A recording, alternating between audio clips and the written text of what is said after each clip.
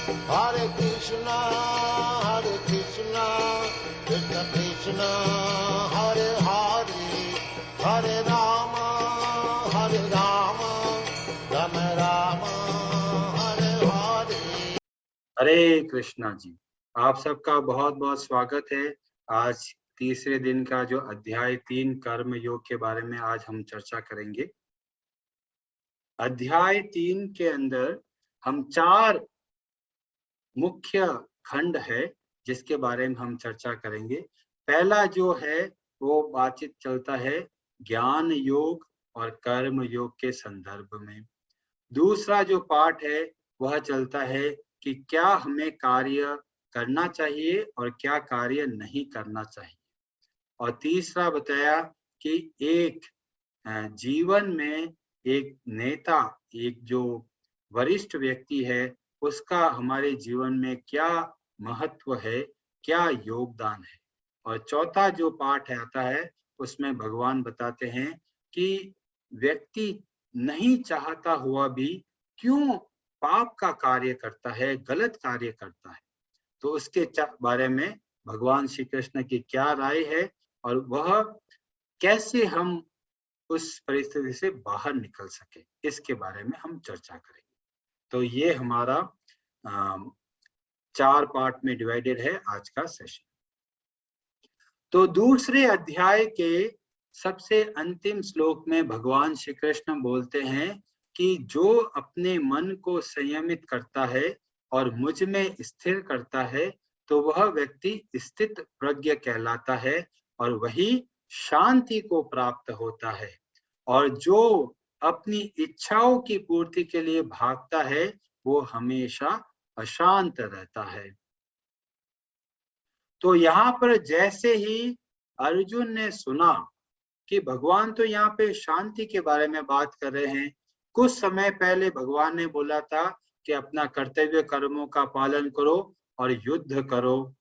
तो यहाँ पे अर्जुन के मन में एक डाउट आया कि दोनों में से क्या करना है, युद्ध करना है या नहीं करना है। तो जैसे ही मन में उसके ये मन में डाउट आया, एक संदेह आया, उसी वक्त अर्जुन ने प्रश्न किया भगवान श्री कृष्ण से। तो ये बहुत महत्वपूर्ण है कि अगर हमें कोई बात समझ में नहीं आए तो पूछना चाहिए। अर्जुन जैसे भगवान के प्रिय भक्त भी प्रश्न कर रहे हैं। ये नहीं कि जी हमें सब आता है, हमें कुछ पूछने की जरूरत नहीं है। जब अर्जुन जैसे व्यक्ति भी प्रश्न कर रहे हैं तो इसका मतलब हमें भी बहुत सारी बातें ऐसे लगेगा जो समझ में नहीं आ रही, और ये बहुत आवश्यक है कि हमें प्रश्न करना चाहिए। तो 2 मार्ग अर्जुन को लग रहा है कि भगवान ने 2 तरह के बात बता रहे हैं। एक तो ऐसा लग रहा है कि ज्ञान मार्ग की ओर बता रहे हैं कि आप ध्यान के माध्यम से मन को स्थिर करो, और दूसरा लगता है कर्म का आचरण करो, जैसे कि हनुमान जी यहाँ पे दिखा रहे हैं, अपना भगवान की सेवा समझ के कार्य कर रहे हैं। इन दोनों में से किसको करना है तो उसके बारे में अर्जुन प्रश्न करते हैं और क्या बोल रहे हैं, व्यामिश्रणैव वाक्येन बुद्धिः मोहसरी में तदेकं वद निश्चित्य येन श्रेयो अहमाप्नुयाम। यहाँ पे क्या बोल रहे हैं कि भगवान आपने इतनी सारी बातें बता दी कि मेरी बुद्धि भ्रमित हो गई। इसमें भगवान को दोष नहीं दिया है। ये नहीं बोला कि भगवान आप मेरे को कंफ्यूज कर रहे हो, आप मेरे को भ्रमित कर रहे हो, ऐसा नहीं बोला। अर्जुन बोल रहा है मेरी बुद्धि भ्रमित हो रही है, ये कमी मेरे अंदर है। और इस तरह से हमें पता चलता है कि जब हम प्रश्न करते हैं तो हमेशा हमें अपने आप को नीचे रखना है, कमी हमारे अंदर है। जब इस भाव से हम प्रश्न करेंगे तो हमें जो सामने वाले बात बता रहा है वो समझ में आएगा। बहुत सारे लोग होते हैं वो क्या करते हैं, प्रश्न करते हैं दूसरे को नीचा दिखाने के लिए, या फिर दूसरे को परखने के लिए। तो कहते हैं ऐसे प्रश्नों से उस व्यक्ति को कोई लाभ नहीं मिलेगा। क्यों? क्योंकि वो प्रश्न पूछ के अपना कानों को बंद कर दिए है, उसको उत्तर में कोई इंटरेस्ट नहीं है। पर अगर हम प्रश्न पूछ रहे हैं तो इसका उद्देश्य यह है कि हम कुछ सीखना चाहते हैं। इसलिए अर्जुन के इस प्रश्न के आधार पे हमें पता चलता है कि जब हम कोई प्रश्न करते हैं तो ऐसे प्रश्न करना चाहिए जिससे हमें शिक्षा प्राप्त हो। तो यहाँ पे भगवान श्री कृष्ण के सामने अर्जुन अपनी मन की बात रखते हैं। कई लोग होते हैं, सोचते हैं जी मैं खुद अपने हिसाब से कर लूंगा, मुझे किसी से पूछने की जरूरत नहीं है, मैं बहुत बड़ा विद्वान ही हूँ।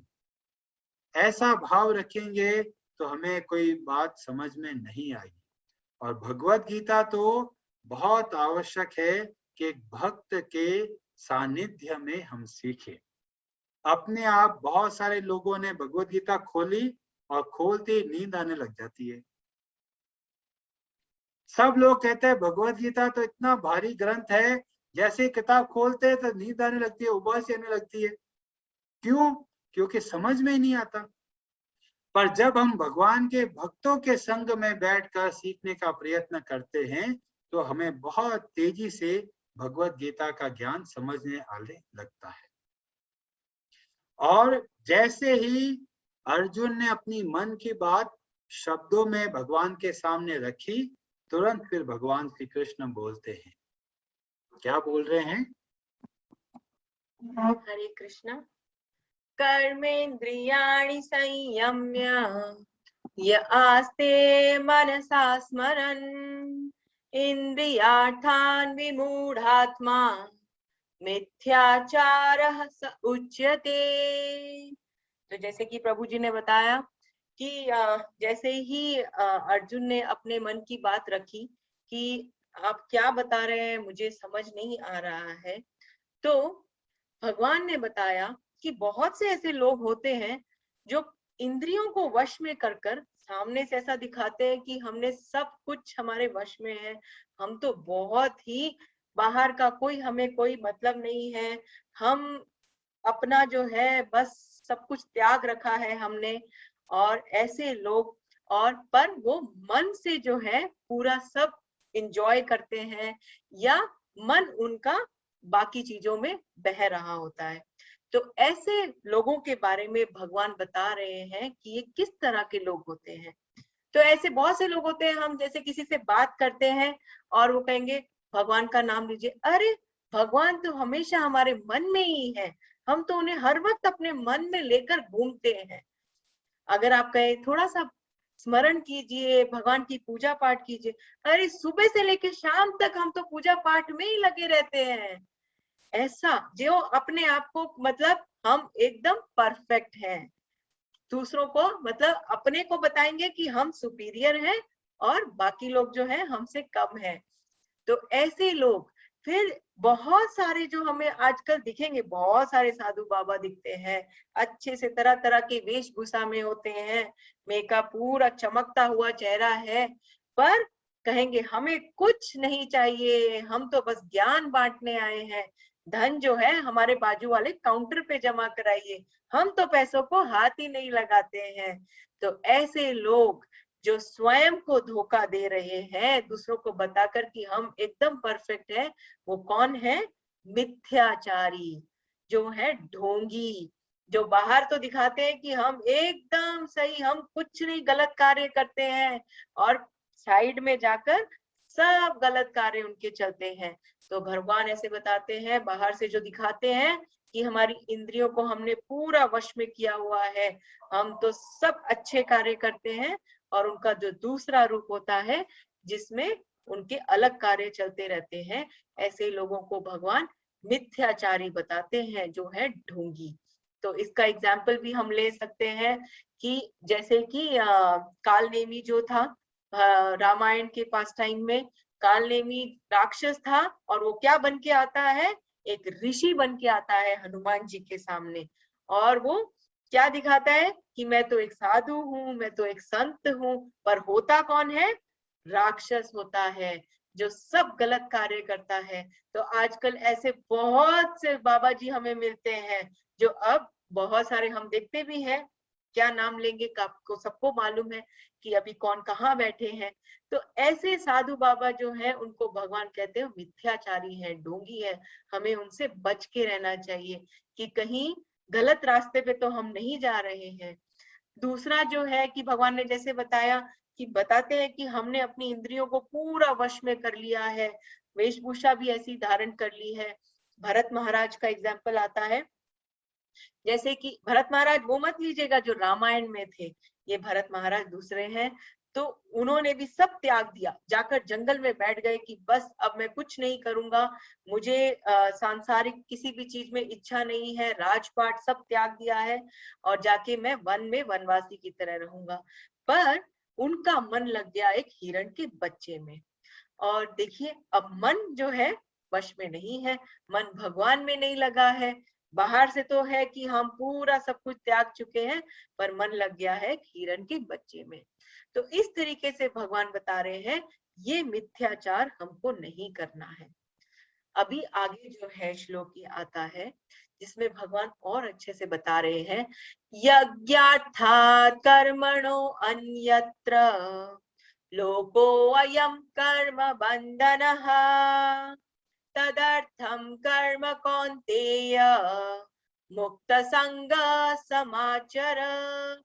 अब भगवान ने पहले बता दिया है कि अर्जुन को कि मिथ्याचारी होते हैं जो इस तरीके का व्यवहार करते हैं, मतलब दिखाएंगे क्योंकि उन्हें करने का इच्छा तो है पर हो नहीं पाता है ये सब। तो बाहर से तो दिखा देते हैं कि हम कर रहे हैं सब कुछ, पूजा पाठ भी कर रहे हैं, ये भी कर रहे हैं, पर मन से नहीं हो पाता है। तो भगवान यहाँ पे कहते हैं कि हमें जो भी हमारा कार्य है वो यज्ञ के रूप में करना चाहिए, अन्यथा क्या होगा, हमें हर चीज के साथ आसक्ति होगी, हम बंधनों में पड़ जाएंगे। तो भगवान कहते हैं अब आप हम समझेंगे कि भगवान कह रहे यज्ञ करना है तो रोज हमें यज्ञ करना पड़ेगा। अरे हमें तो जप करने के लिए किसी के लिए भी समय नहीं मिल रहा है और यहाँ पे आप बता रहे हैं कि यज्ञ भी कीजिए। तो यहाँ पे भगवान कह रहे हैं यज्ञ का मतलब क्या है कि नाम, आप जो है जप यज्ञ का भगवान इसके अंदर आगे बताएंगे। तो इसके अंदर हमें क्या समझ आता है कि जब भी हम कोई कार्य करें वो भगवान के लिए करें। इसमें जो है एग्जाम्पल आता है अम्बरीश महाराज का, फिर आता है युधिष्ठिर महाराज का, जो बिना आसक्त हुए उन्होंने सारे कार्य वो भगवान के लिए करते थे। हमसे एक छोटा सा परिवार चलाने में भी इतनी कठिनाई होती है हमें, यहाँ पर वो पूरा का पूरा राज्य चला रहे थे। और कैसे चला रहे थे, मन जो था भगवान में, कार्य जो कर रहे हैं भगवान के लिए कर रहे हैं और सब कार्य कर रहे हैं। और यही शिक्षा भगवान अर्जुन को दे रहे हैं कि तुम्हें युद्ध करना है, पर किसके लिए करना है, मेरे लिए। ये सोच के नहीं करना है कि तुम खुद के लिए युद्ध कर रहे हो। तो इसी तरह भगवान हमें भी ये सिखा रहे हैं अर्जुन के माध्यम से कि घर के कार्य है, बाहर के कार्य है, सब कार्य हमें करने हैं, पर किसको सेंटर में रखना है, भगवान को।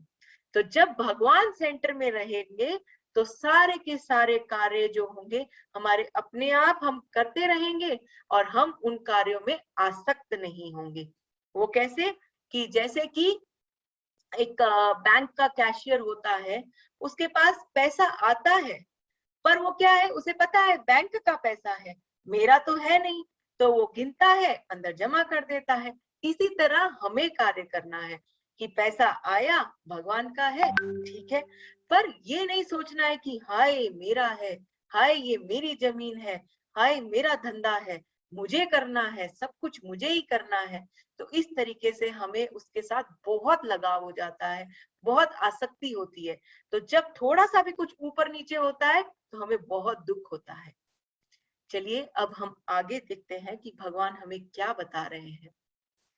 तो इसमें जैसे कि भगवान ने बताया नाम संकीर्तन है, भगवान का नाम है, भगवान के लिए करिए जो कार्य है।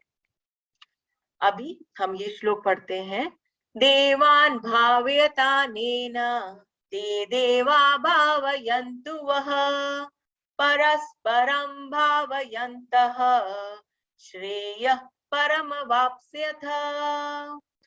तो अभी भगवान यज्ञ की बात कर रहे थे। तो यहाँ पे भगवान बता रहे हैं कि जब यज्ञ की बात आती है तो क्या होता है, हमें सब चीजें क्या है, देवताओं से प्राप्त होती है। और जब हम देवताओं से प्राप्त की हुई चीजों को उनको वापस समर्पित करते हैं तो सब में संपन्नता आती है। तो इसको हम आगे के श्लोक से कनेक्ट करके समझेंगे। तो ये श्लोक भी मैं साथ में बताती हूँ। इष्टान भोगानि वो देवा दासयन्ते यज्ञ भावितः तैर्दत्तान् प्रदायेभ्यो यो भुंक्ते तेन एव सः। अब जरा इसको समझते हैं। भगवान बहुत अच्छे से बता रहे हैं कि जो भी चीज हमें मिलती है, जैसे कि सूर्य है, सूर्य की किरणें, सूर्य से हमें पूरा दिन प्रकाश मिलता है। हम पूरा दिन अपने घर की लाइटों से काम नहीं चला पाते हैं, फिर हम वायु का इस्तेमाल कर रहे हैं, जो सांस ले रहे हैं, जल का यूज कर रहे हैं, हम पृथ्वी से अन्न जो है, धान जो है यूज कर रहे हैं, हम उस पे चलते हैं, हम सब चीजों का उपयोग कर रहे हैं। अब हम देखेंगे बिजली आती है हमारे घर में, हम बिजली का बिल भरते हैं, पानी आता है, पानी का बिल भरते हैं, बाहर से राशन खरीद के लाते हैं तो वो भी हम पैसा देकर लाते हैं। पर जब हम प्रकृति से सब सामान ले रहे हैं तो हम वापस में उन्हें एक धन्यवाद भी नहीं देते हैं। हम पूरा चीजें हम ले रहे हैं, हमको सब कुछ चाहिए, पर हमें वापस कुछ भी हमें नहीं देना है। तो इस तरीके से क्या होता है, एक इम्बैलेंस होता है। हमें जो है, जैसे कि हम बिजली का बिल भर रहे हैं, हम सब चीजें का पेमेंट कर रहे हैं, पर भगवान की दी हुई सभी चीजों का हम यूज कर रहे हैं, पर उन्हें एक बार भी धन्यवाद तक नहीं दे पाते हैं। तो भगवान ये कह रहे हैं कि सब जो देवी देवता हैं, हमको सब आशीर्वाद दे रहे हैं, हम सब उनका सामान ले रहे हैं, पर हमें जब तक हम उनको उसका रिटर्न, उसका जो है वापस नहीं अर्पित करते हैं तो हम क्या कहलाते हैं, निश्चित रूप से चोर। अगर हम बिजली का बिल नहीं भरेंगे तो क्या होता है, हमारा कनेक्शन काट दिया जाता है, हमारे घर पे रेड पड़ जाती है कई बार तो कि चोरी कर रहे हैं आप बिजली का, आप पानी की चोरी कर रहे हैं, गवर्नमेंट की तरफ से अच्छी खासी हमें पेनल्टी लग जाती है। तो इस तरीके से अगर हम उन्हें अर्पित नहीं करते हैं तो हम चोर हैं। तो भगवान यहाँ पे बता रहे हैं कि किस तरीके से अब हम समझेंगे, अरे इतने सारे देवी देवता हैं, हम किस तरीके से पूरे पड़ेंगे। हम वायु देव के पास जाएं, हम इंद्र देव के पास जाएं, हम सूर्य देव के पास जाएं, हम चंद्र देव के, इतने सारे देवी देवताओं को हम कैसे अर्पण करेंगे वापस। जो भी हमें मिल रहा है हम हर एक चीज को कैसे, और हमें तो ये पता भी नहीं है कि हमें कितने आइटम मिल रहे हैं भगवान से, कितने देवी देवता हमें कितना सामान दे रहे हैं। तो इसके लिए भगवान एक बहुत अच्छा सा सिंपल ट्रिक बताते हैं कि जैसे एक बड़ा सा वृक्ष है, जैसे कि बरगद का वृक्ष देखते हैं, एक बड़ा सा वृक्ष है, आपको कहें कि इसके जल देना है तो आप क्या करेंगे, एक एक पत्ते को जाकर जल देंगे, नहीं देंगे ना। एक एक पत्ते को तो हम पूरा भी नहीं पड़ सकते डालने में, तो हम क्या करेंगे, सब लोग मैं देखती हूँ कई बार तो एक छोटा सा लोटा लेकर ले जाकर बरगद में, मतलब भगवान की पूजा के लिए जल चढ़ाते हैं। तो इस तरीके से हम क्या करते हैं, जड़ों में पानी डालते हैं, जिससे कि पूरा का पूरा पेड़ है वो एकदम संपन्न फलीभूत होता है। तो यही भगवान बता रहे हैं, जब हम भगवान को, भगवान श्री कृष्ण को अर्पण करते हैं तो उससे सभी देवी देवता संतुष्ट हो जाते हैं और हमें आशीर्वाद देते हैं और हमें संपन्नता प्राप्त होती है। तो भगवान का जो कंसेप्ट ऐसा नहीं है कि हमें ओवरलोड कर दे सब चीजों से, भगवान हमको सिंपल सिंपल जो है कंसेप्ट बताते हैं भगवत गीता में कि हम कैसे अपनी लाइफ को बैलेंस कर सकते हैं, और कोई हमें फिर चोर नहीं कहेगा, हमें कोई ऐसा कष्ट नहीं आएगा।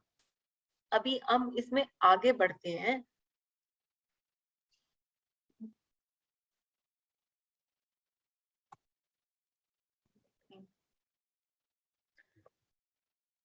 ये श्लोक मैं देख नहीं पा रही हूँ पूरा यहाँ पे। तो भगवान यहाँ पे बताते हैं कि अब हम जो है, हमें सब पता चला कि ठीक है, हमें भगवान श्री कृष्ण को अर्पण करना है जो भी चीज है। तो सबसे बड़ी बात उसमें आती है कि हमें भगवान को भोग लगाना चाहिए। जो भी हम कुकिंग कर रहे हैं, जो भी हम खाना हमारे घर में बनता है, या जो भी आइटम जो है, वो हमें भगवान को भोग लगाना चाहिए। तो इसमें भगवान क्या बता रहे हैं, यज्ञ शिष्टाशिना संतो मुच्यन्ते सर्व किल्बिषहे भुंजते त्वघं पापा ये पचन्ते आत्म कारणात्। तो भगवान हमें यहाँ पे बता रहे हैं कि सभी जो भक्त हैं वो भगवान के क्या है, भगवान को भोग लगाकर भोजन अन्न जो भी है ग्रहण करते हैं। अगर हम भगवान को अर्पण नहीं करते हैं तो क्या है, हम एक तरह से पाप ही खाते हैं। क्योंकि अभी आपने पीछे का कंसेप्ट देखा कि जो भी आइटम है हमें मिल रहा है, धन धान्य है, हमारा धान है, अन्न है, सब हमें क्या मिल रहा है, देवताओं की कृपा से वर्षा होती है, वर्षा कृपा से अच्छा अन्न उगता है। और वो अन्न जो है आप कहेंगे मैं तो बाजार से पैसा देकर खरीद के लाया हूँ, काहे का मुझ पे चोर का दोष लगेगा। पर ये क्या है, इसमें इतने लोग हैं, पैसा तो हमने एक उसको दे दिया है दुकानदार को, तो पर जो है हम इस ऋण से कैसे उतरेंगे, क्योंकि सारा सामान कहाँ से आ रहा है, भगवान से। तो जब हम भगवान का आइटम बिना उनको दिए ही ग्रहण करते हैं तो हमें पाप लगता है, एक तरीके से हम चोर बनते हैं। क्योंकि अब आप एग्जाम्पल ले सकते हैं कि किसी के पड़ोसी के घर से आप सामान उठा के ले आए, आपने अच्छे से खाना वाना बनाया और उसको पूछा भी नहीं कि अरे भाई हमने आपके आइटम से ये सामान बनाया था, हम तो खा गए। तो इसी तरीके से हमें क्या है, अगर हम उन्हें थोड़ा सा पूछेंगे कि हमने ये आइटम से बनाया, आप जरा ग्रहण कीजिए इसे, तो वो भी खुश होंगे। तो इसी तरीके से जब हम भगवान को अर्पण करते हैं, भोग लगाते हैं, तो क्या है, वो बन जाता है प्रसाद। और जब हम उस प्रसाद को ग्रहण करते हैं तो हमें इंद्रिय सुख और हमारी जो शरीर में पुष्टि होती है उसकी। और अगर जब हम भोग नहीं लगाते हैं तो एक तरीके से हम पाप से मुक्त, पाप लगता है, और दूसरा जो है वो भोजन जो है हमारे शरीर में बीमारियां पैदा करता है। तो इस तरीके से ये बहुत जरूरी है कि जो भी हम हमारे अन्न जो है उसका हम भोग लगाएं जब भी हम कुछ बनाएं। तो एक छोटी सी स्टोरी है इसमें मैं सुनाती हूँ। एक बार एक हस्बैंड वाइफ बस में बैठे होते हैं, तो बस में बैठ के जा रहे होते हैं, तो बस एक स्टॉप पे रुकती है। तो पति जो है नीचे बस से उतर कर जाते हैं किसी कार्य से, पत्नी वहीं बैठी होती है। तो सीट खाली देखकर बाहर से फटाफट एक बंदा क्या करता है, वहां पे रुमाल छोड़ देता है। तो जब थोड़ी देर बाद में पति वापस आता है तो वहां पे एक रुमाल पड़ा देखता है, और दूसरा आदमी आके बोलता है ये सीट मेरी हो गई है, मैंने इस पे रुमाल रख दिया है। तो पति बोलता है शुक्र है आपने ये रुमाल मेरी पत्नी पे नहीं रख दिया है।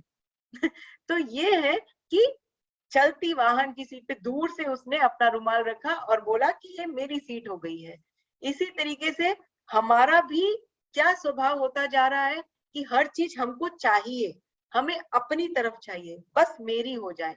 बस की सीट गवर्नमेंट की है, फिर भी वो क्या कह रहा है कि मेरी है, मेरा हो गया है। तो ऐसे ही भगवान की सारी संपत्ति को हम क्या है, मेरा, मैं, मेरा, इसके अंदर उलझते जा रहे हैं। और हम ये नहीं समझ रहे ये सब किसका है, अखिल ब्रह्मांड नायक श्री भगवान कृष्ण का, उनका है। और हमें उनको अर्पण करके ही हर समय आगे बढ़ना है। जब ये कार्य, बहुत छोटा सा कंसेप्ट है, अगर ये हम अपने जीवन में उतार लेते हैं तो बहुत सारे पापों से, बहुत सारी चीजों से हमारे ऋण उतरते हैं। तो एक तरह से ये हमारे पर ऋण होता है जो हमें उतारना चाहिए जब हम भगवान को अर्पण करते हैं चीजें, और हम प्रार्थना करते हैं जो भी उन्होंने हमें दिया है, हम उनको जब सिंपल से एक प्रार्थना करेंगे कि भगवान धन्यवाद आपने मुझे ये सब दिया है, तो हम क्या है, इन ऋणों से मुक्त होते हैं। हरे कृष्णा।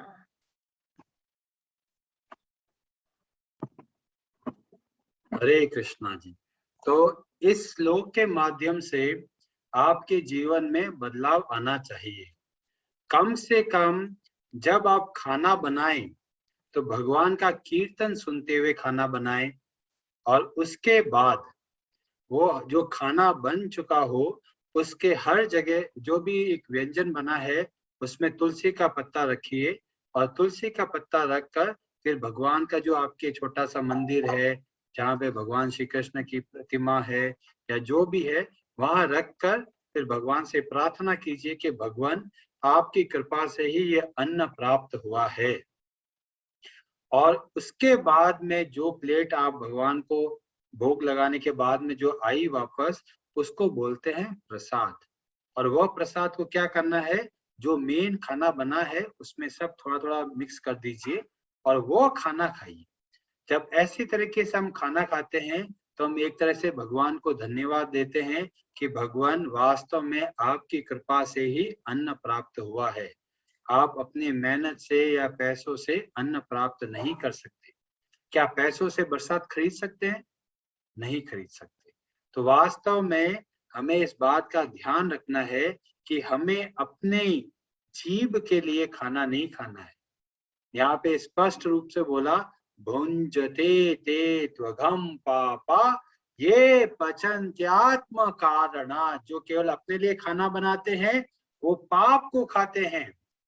तो बदलाव ये आपके जीवन में आना चाहिए। कल से ही जब आप खाना बनाए तो ये नहीं सोचे कि हमें क्या खाना है, ये देखना भगवान के लिए क्या व्यंजन बनाएंगे आज।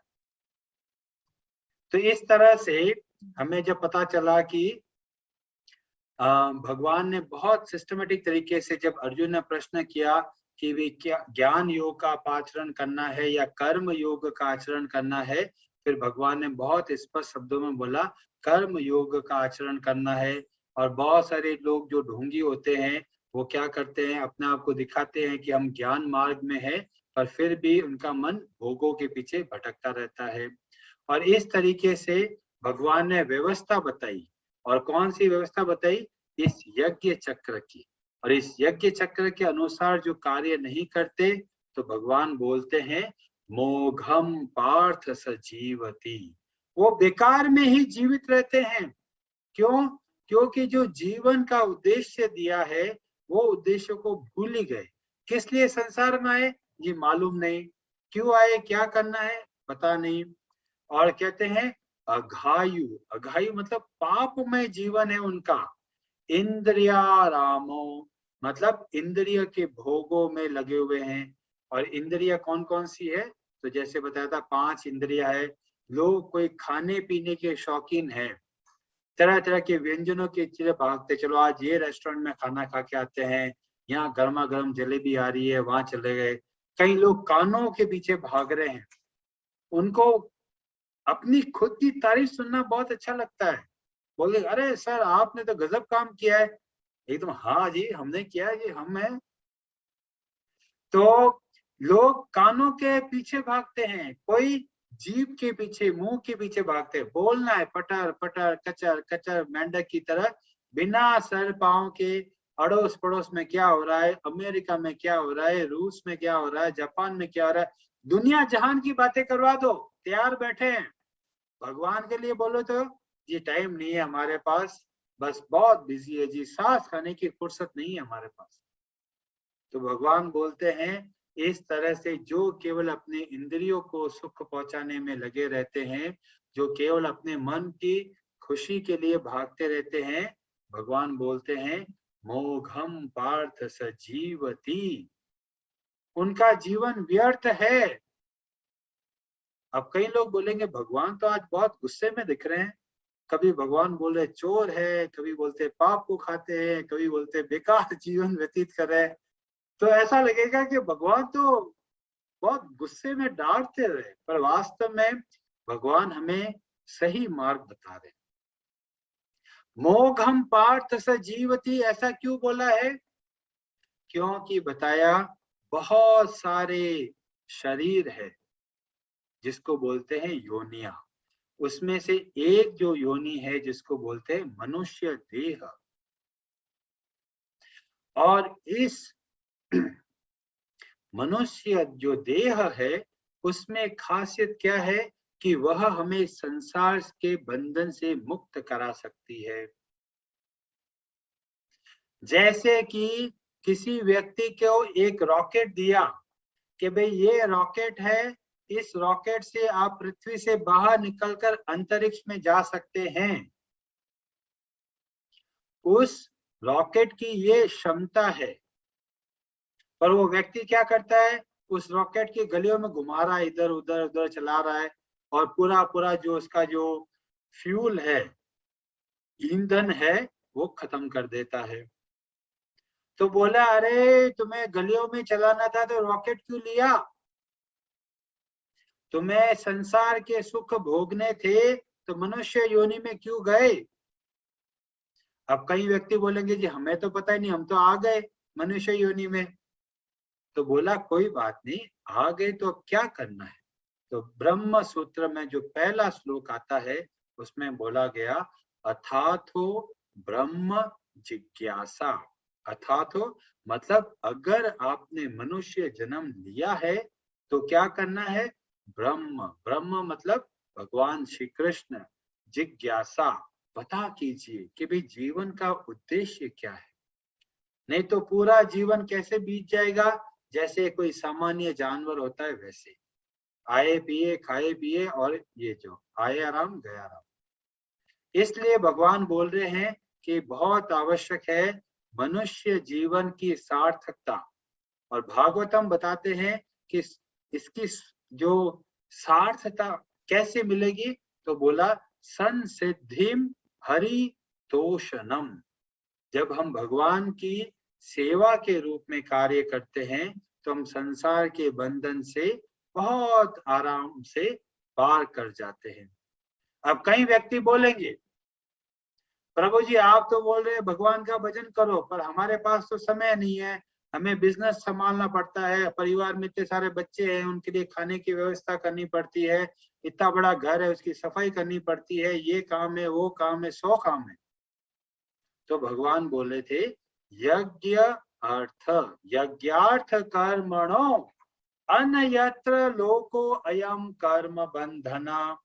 यज्ञ के अतिरिक्त जो भी कार्य आप करोगे वो आपको संसार में बांध देगा। तो कई व्यक्ति बोलेंगे ठीक है बांध दिया तो तकलीफ क्या है, बांध के बंध गए ठीक है। तो बोला इस संसार में जैसे ही बंधते हैं तो 4 समस्याएं आएगी। क्या? जन्म, मृत्यु, जरा और व्याधि। ये परमानेंट तकलीफ है जब हम लोग इस संसार में फंस जाते हैं। जन्म में लोग बोलते ये तो बहुत खुशी का पल है जी, इसमें किसी को क्या तकलीफ है? तो बोला बाकी सब तो खुश है, जो बेचारा जो इसका जन्म हो रहा है वो बहुत कष्ट में है। मृत्यु वो बहुत कष्टमय है। बुढ़ापा, रे रे रे राम राम राम, बुढ़ापा मत दिखाओ। चलते हैं तो बैठा नहीं जाता, बैठ गए तो चला नहीं जाता, ऐसा हालत है। खाना खाना चाहते हैं दांत गायब हो गए, देखना चाहते हैं दिख नहीं रहा है। बुढ़ापा बहुत कठिन है। और बीमार हो जाए तो रे रे रे बहुत ऐसा लगता है कब इससे बाहर निकलूं। और तब हमको याद आता है हम कहाँ फंस गए।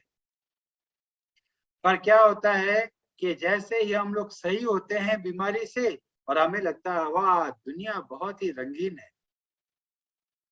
गजेंद्र को भी ऐसा ही लगा था।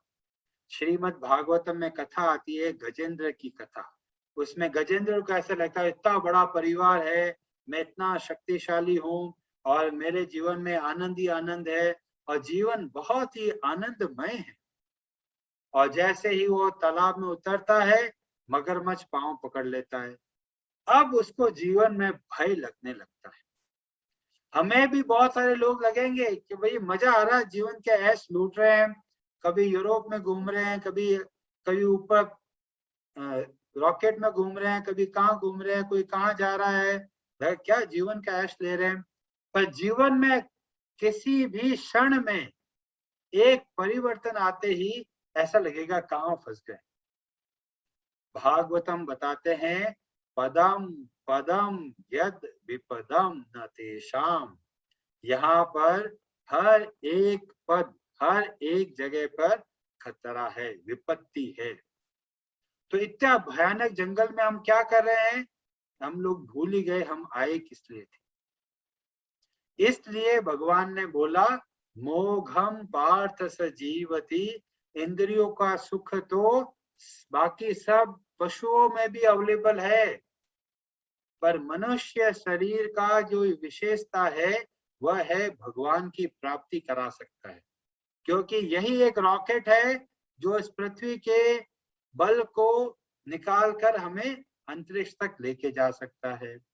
और इस तरह से अगर हम कार्य नहीं करेंगे तो बोलते हैं मोघम पार्थ सजीवती। तो क्या करना है? अपना सारा कार्य को भगवान से जोड़ना है। आप बिजनेस करते हो, अच्छे से बिजनेस कीजिए। अर्जुन तो बोल रहा था मैं तो चला जाता हूँ हिमालय, भिक्षा मांग लूंगा। भगवान बोले अरे अरे कहाँ जा रहा है, वापस आओ। ये संसार में रहते हुए ही संसार से मुक्त रहना है, और इसको बोलते हैं योगः कर्मसु कौशलम।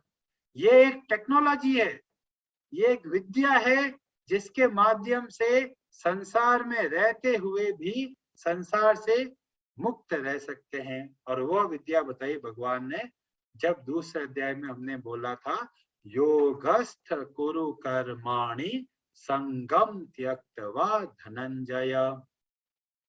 तो कहाँ पे स्थित होके कार्य करना है? योग में स्थित होके करना है। योग का मतलब क्या होता है? वो प्राणायाम वाला योग नहीं बोल रहा भगवान। जब यहाँ पे योग का मतलब बोल रहे हैं कि वह जिससे कि हम भगवान से जुड़ना, उसको बोला गया योग। जो चाहे कर्म योग बोलो, चाहे ज्ञान योग बोल रहे हैं, चाहे भक्ति योग बोल रहे हैं, जो कुछ है उसमें मुख्य क्या है? योग है। मतलब भगवान से जुड़ने की जो प्रक्रिया है उसको बोलते हैं योग। और ऐसा कोई आचरण नहीं करते तो बोलते हैं मोघम पार्थ सजीवती।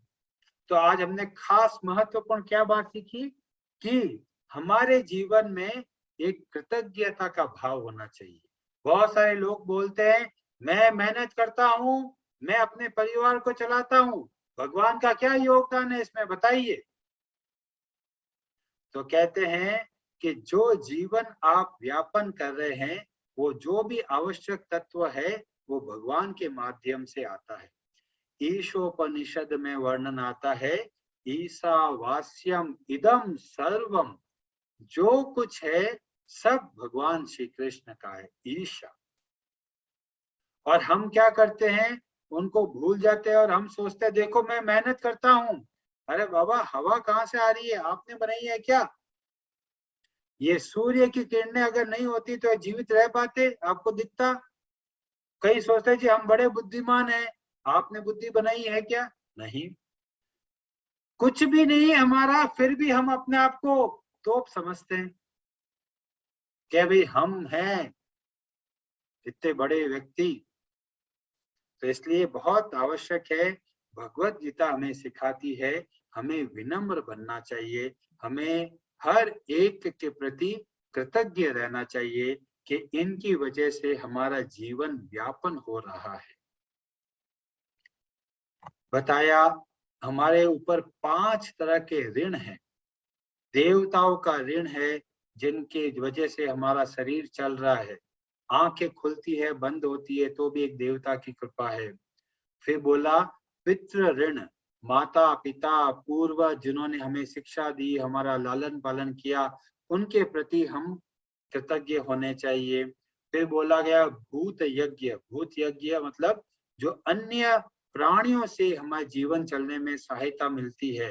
फिर बोला जो नर ऋण मतलब अन्य मनुष्यों के द्वारा जो हमारे ऊपर किया हुआ उपकार है उसकी वजह से भी हम उनके ऋणी होते हैं। इस तरह से हमारे जीवन में कृतज्ञता का होना बहुत आवश्यक है। और यह सृष्टि चक्र भगवान ने बताया कि भगवान ने बता दिया वेदों के माध्यम से, और वेदों में फिर बताया गया उपनिषद, और सर्व उपनिषदों गावो, जो गाय एक सर्व उपनिषदों की तरह है और जो दूध है वो है भगवत गीता। तो भगवत गीता के माध्यम से हमें पता चलता है कि हमें जीवन किस तरह से जीना चाहिए। इस तरह से बताते हुए फिर भगवान और अगली बात पे पहुंच रहे। तो ये देखो, अर्जुन ने केवल एक प्रश्न किया, ज्ञान और कर्म, और भगवान अपने मन से इतनी सारी बातें बताते जा रहे हैं। तो यहाँ पर बता रहे हैं कि ये हमारा एक संरचना है हमारे शरीर की। सामने जो दिखता है वो शरीर है, जिसको बोलते हैं व्यक्त देह, और जिसको बोलते हैं स्थूल देह, ग्रॉस बॉडी जो हमें दिखती है। उसके अंदर क्या है?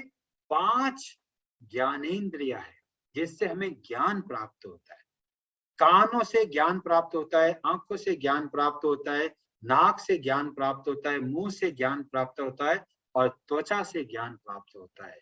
इसलिए इनको बोला गया ये 5 ज्ञान इंद्रिया है। और ये 5 ज्ञान इंद्रिया कैसे है?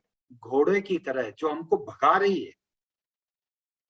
और ये जो जिससे बंधे हुए हैं उसको बोलते हैं मन, और उसको जो चलाने वाला सारथी है उसको बोला गया बुद्धि, और बुद्धि के पीछे जो बैठा है उसको बोलते हैं आत्मा। तो वास्तव में जो जिसको हम शरीर समझते हैं उसका ये वास्तव में इस तरह से प्रक्रिया होती है। तो हमारी आंखें हमको भगाती है, अरे खतरनाक मूवी आई है चलो देखते हैं, शानदार मूवी आई है चलो देखते हैं, मूवी के पीछे भाग रहे हैं। फिर कानों से क्या कर रहे हैं? सुन रहे हैं। क्या क्या सुनते हैं? अपनी प्रशंसा सुनते हैं और लोगों की चुगलियां सुनते हैं। बड़ा मजा आता है जब सामने वाले बताते हैं, अरे उसके घर में तो ऐसा हो गया वैसा हो गया। तो कानों से हम क्या करते हैं? अपनी प्रशंसा और बाकी लोगों की बुराई सुनते हैं। मुंह से क्या करते हैं? एक दूसरे की कमियां निकालते हैं कि तुमने ये कर दिया, तुमने ऐसा कर दिया। और इन सब को क्या करना है? हमें सुधारना है। और यही भगवत गीता का ज्ञान हमें सिखाता है कि किस तरह से इन सब को हम भगवान की सेवा में लगा सकते हैं। अगर भगवान की सेवा में नहीं लगाएंगे तो भगवान के दूसरे अध्याय में साफ साफ बोला है, ध्यायतो विषयान पुंसः संगस्तेषुपजायते संगात् संजायते कामः कामात् क्रोधोऽभिजायते। बताया जैसे ही हम किसी और वस्तु का ध्यान करते हैं तो हमारा पतन अवश्य होगा। तो इसके माध्यम से बताते हुए भगवान ने बोला करना क्या है? तो बोला तस्मात् असक्तः सततम कार्यम कर्म समाचर असक्तो याचरन् कर्म परमाप्नोति पुरुषः। तो बोला आसक्ति से रहित होकर अपने कर्तव्य कर्मों का पालन करते हुए परम मतलब भगवान श्री कृष्ण के पास आसानी से जा सकते हैं। तो हमें ये संसार छोड़ के जाने की आवश्यकता नहीं है।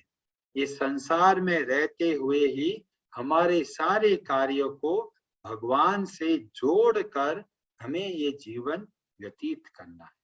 इतना सरल तरीका भगवान ने बताया है कि इस तरह से रहते हुए जो घर में छोटे बच्चे बड़े बुजुर्ग सब के सब बड़े ही आसानी से भगवान के धाम को प्राप्त कर सकते हैं। और उसके बाद में भगवान उदाहरण देते हैं कि कोई ऐसा कर्म का आचरण करता है तो क्या होता है। तो बोला कि जो जो आचरण श्रेष्ठ पुरुष करते हैं बाकी सब उनका अनुसरण करते हैं। स यत् प्रमाणम कुरुते लोकस्तदनुवर्तते। मतलब जो हमारे लीडर हैं, जो हमारे नेता है, वो कैसे होने चाहिए। आजकल क्या करते हैं लोग, किसी ने किसी को तो फॉलो करना है तो लोग नेता को नहीं तो अभिनेता को फॉलो करते हैं। कोई हीरो के पीछे भागता है, कोई हीरोइन के पीछे भागता है। जैसे जैसे बालों की स्टाइल वो रखता है वैसे वैसे वो रखने लग जाता है। बहुत सारे लोग क्रिकेटर को अपना रोल मॉडल बना लेते हैं। तो ये बहुत आवश्यक है कि किसको हम अपना रोल मॉडल बनाएं। तो बोला स यत् प्रमाणम। प्रमाणम का दो अर्थ होता है, एक तो होता है आदर्श प्रस्तुत करना और दूसरा बताया प्रमाण क्या है, शास्त्र। तो मतलब शास्त्र के अनुसार जो चलता है, तो ऐसे व्यक्ति को हम अपना रोल मॉडल बनाना चाहिए जो शास्त्रों के अनुसार अपना जीवन व्यतीत करता है। और अगर ऐसा नहीं करेंगे तो हमें भी क्या होगा कि नेता भी गलत रास्ते चलता जाएगा और नेता को जो साथ में देखने वाला है वह भी वैसा अनुसरण करने लगेगा। तो ये बहुत आवश्यक है। आजकल आप लोग देखेंगे टीवी में बहुत सारे कार्टून आते हैं बच्चों के लिए, तो वो सब हीरो बन गए हैं। तो हमें क्या करना चाहिए, बच्चों को भगवान की कथाएं बतानी चाहिए, भगवान राम का आदर्श चरित्र कि किस तरह से वो त्याग की मूर्ति रूप थे। फिर बताते हैं हनुमान जी के बारे में बताइए, बहुत सारे भगवान के भक्तों का चरित्र आता है, उनके बारे में बताइए, जिससे क्या है बच्चों के अंदर संस्कार आएंगे कि हमें किस तरह का आचरण करना चाहिए। नहीं तो अगर हम सही मार्ग उनको नहीं बताएंगे तो बच्चे क्या होगा, भटक सकते। इसलिए बोला कि आप सब अपने परिवार में, कम से कम अपने परिवार में आप एक आदर्श प्रस्तुत कर सकते हैं। कैसे कर सकते हैं, बहुत आसान है। आप खुद भगवान की पूजा कीजिए, भगवान के नाम का जप कीजिए। जब आप भगवान के नाम का जप करेंगे तो परिवार के अन्य सदस्यों को भी प्रेरणा मिलेगी। तो हम सब क्या कर सकते हैं, अपने अपने सामर्थ्य के अनुसार भगवान की सेवा कर सकते हैं, जिससे कि और लोगों को प्रेरणा मिले। तो इस तरह से फिर भगवान बताते हैं कि मैं भी इसीलिए बहुत आवश्यक है कि मैं सारे कर्तव्य कर्म अच्छे से करता हूं, क्योंकि लोग मेरे को देखते हैं। इस तरह से बताते हुए फिर भगवान ने बहुत स्पष्ट शब्दों में बोला, मयि सर्वाणि कर्माणि, सभी कर्मों को मुझ में अर्पण करके और फिर अपना कार्य करो। कई बार भगवत गीता में एक बहुत महत्वपूर्ण शब्द आता है जिसको बोलते हैं निर्ममो, जिसको बोला स्वामित्व की भावना से रहित, मैं और मेरेपन की भावना से रहित होकर कार्य करना है। पर कई लोग बोलेंगे कि जी परिवार में कैसे रहेंगे, परिवार में तो अपनापन चाहिए ना। और भगवान यहाँ पे बोलते हैं निर्ममो, मेरा कोई नहीं है। तो इसका मतलब यह हुआ कि भगवान क्या किस लेवल पे कहते हैं। भगवान का तो इतना अपनापन है कि भक्तों के लिए सारथी बन के बैठे हैं। तो भगवान के अंदर तो अपनापन स्वतः ही है। तो हम इसको कैसे समझे कि हमें ये समझना है परिवार के सब सदस्य क्या है, भगवान के सनातन अंश हैं। और हमें क्या करना है, उन सबको भगवान की सेवा में लगाना है। यही वास्तविक अपनापन है। और इस अपनेपन को भगवान प्रेरणा देते हैं। श्रीमद् भागवतम में कथा आती है प्रचेताओं के बारे में। 10 भाई होते हैं और उनके पिता उनको आज्ञा देते हैं कि आप भगवान श्री कृष्ण की पूजा के लिए जाइए। तो 10 के 10 भाई जाते हैं। बस उन्होंने विचार किया है कि हमें भगवान विष्णु की आराधना करनी है। ये विचार करते हुए जब जा रहे होते हैं तो एक तालाब दिखता है और तालाब में भगवान शिव प्रकट होते हैं।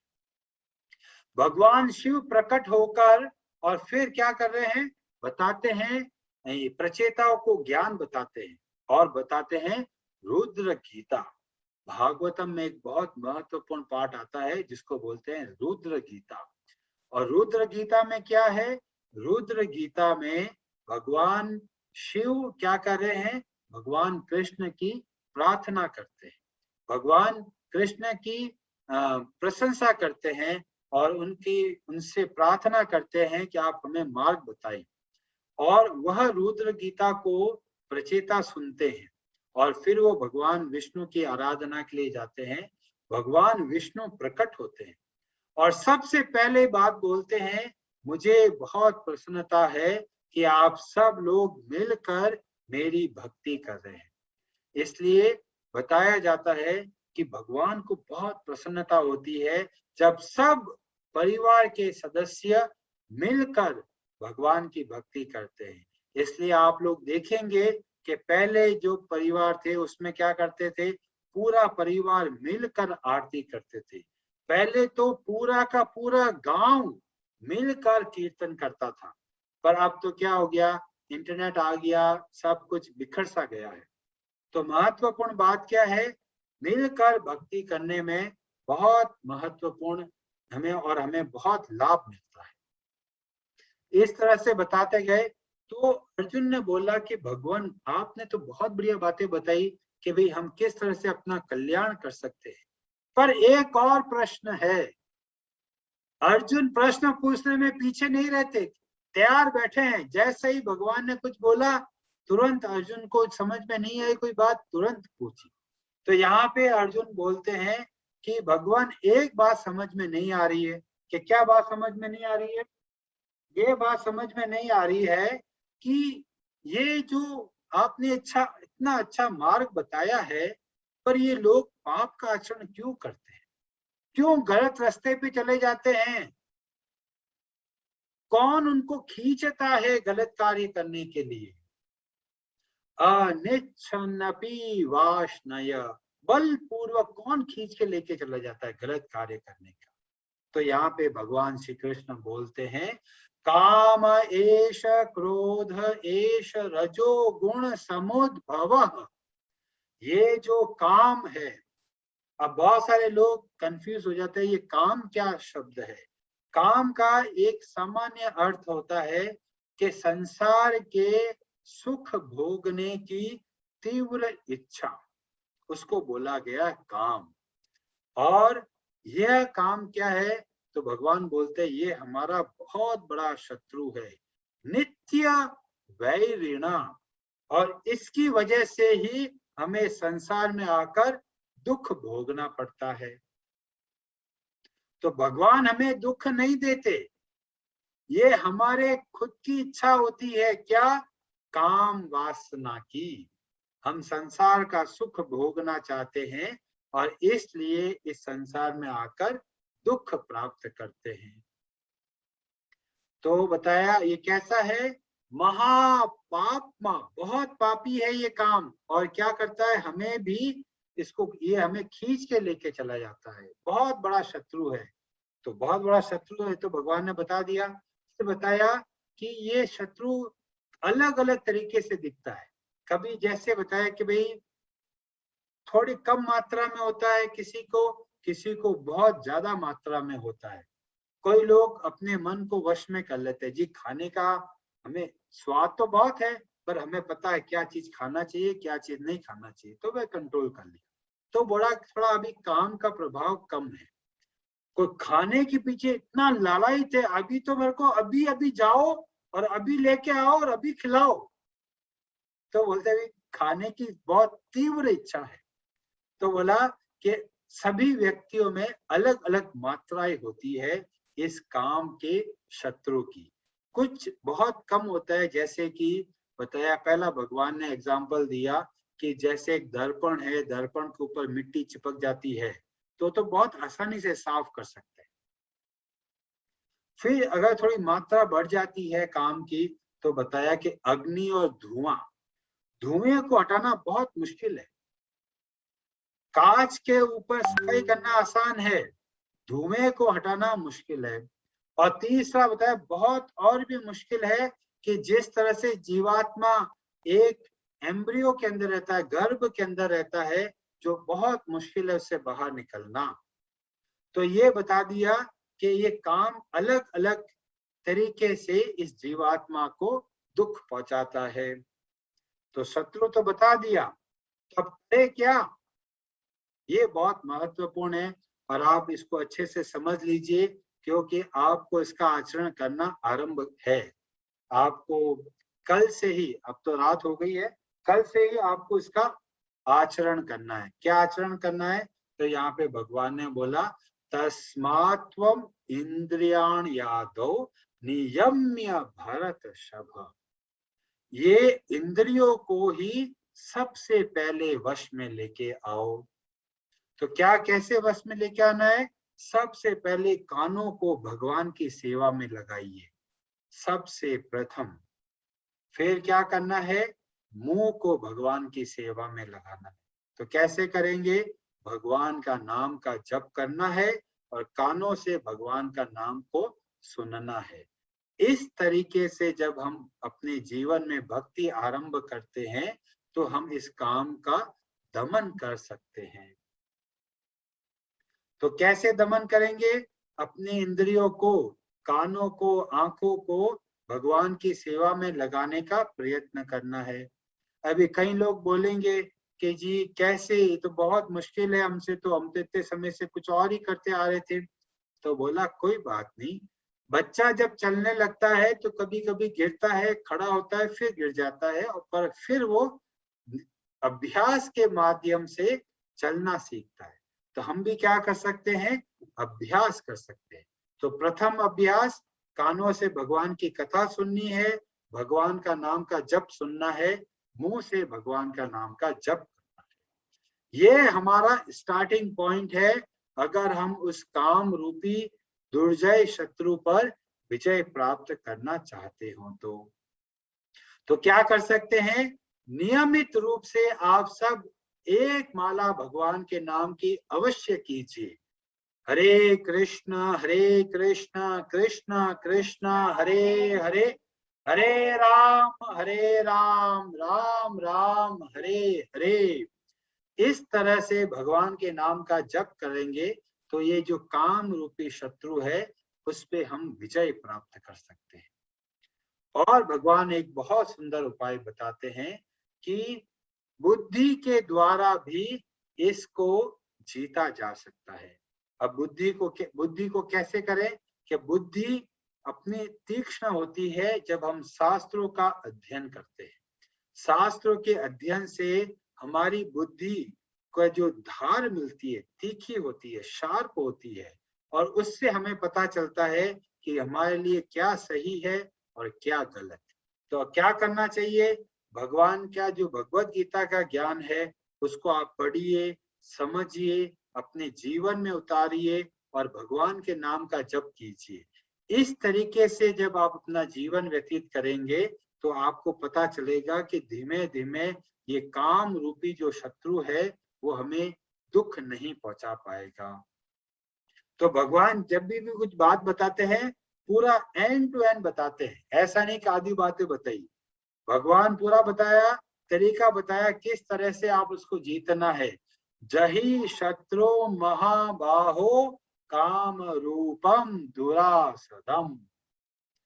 इसलिए इसको भगवान ने बोला इस पे विजय प्राप्त करना बहुत आवश्यक है।